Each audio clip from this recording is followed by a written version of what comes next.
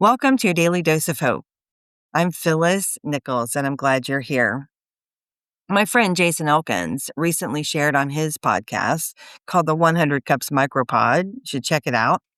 He recently talked about how to manage, or maybe avoid is the better word, a conflict with family members, like at a family reunion, that sort of thing.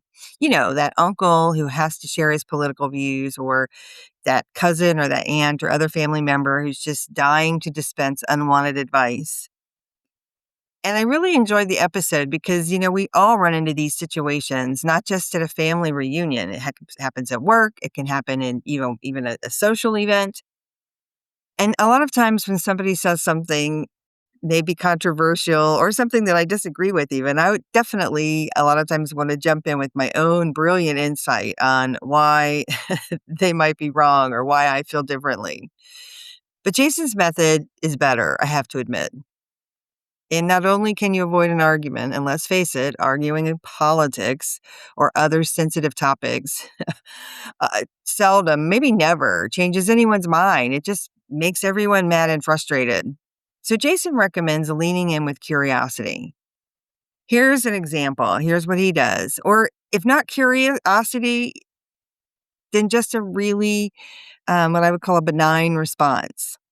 Somebody says they love the president, you can just say, you know what, lots of people do.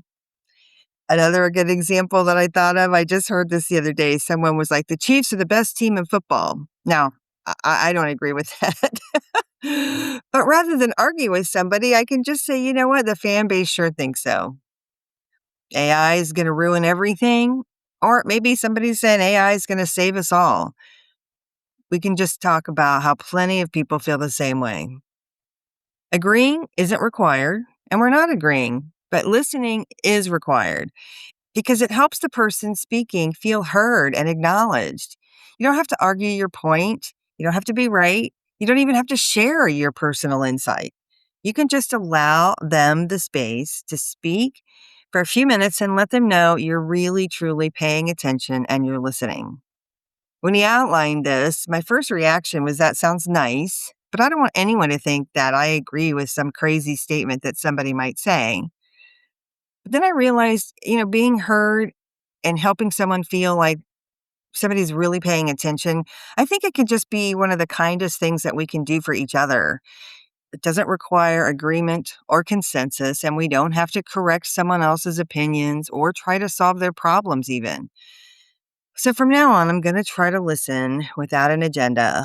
Lots of times we don't realize it, but we listen to reply, not to understand necessarily. It's almost ingrained. And it doesn't make us wrong, certainly, but it means we're sometimes maybe not giving somebody else the space to truly share their thoughts. I think Jason's got this right, and I appreciate him sharing it. Letting someone else feel heard, it's a gift of attention that can feel really rare. Imagine how hopeful we'd all be if we all truly felt seen and heard. In a busy world, this might be the easiest and most helpful thing we can do for others. This podcast is part of the Sound Advice FM network. Sound Advice FM, Women's Voices Amplified.